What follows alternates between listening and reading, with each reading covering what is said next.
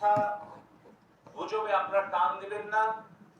আমাদের দেশের সম্পদ, আমাদের সরকারের যত অবকাঠামো, এগুলো কিন্তু আপনাদের রেমিটেন্সের পয়সা, দেশের কৃষক, শ্রমিক, ব্যবসায়ী সকলের ট্যাক্সের পয়সা দিয়ে তৈরি।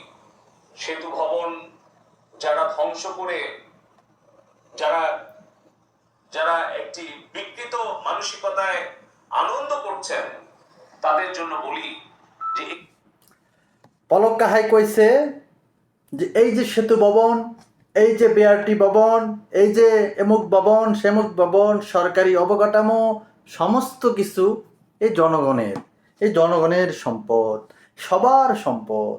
এটা আপনাদের সম্পদ, এটা রেমিটেন্স যারা দেয় তাদের সম্পদ। তাহলে ফলক কাহা বেঞ্জির যে হাজার হাজার কোটি টাকা লয়ে গেল গা, একটা কার সম্পদ?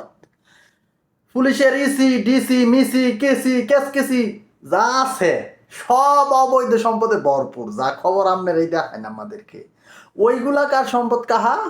ও কাহা, ওইগুলা কার সম্পদ?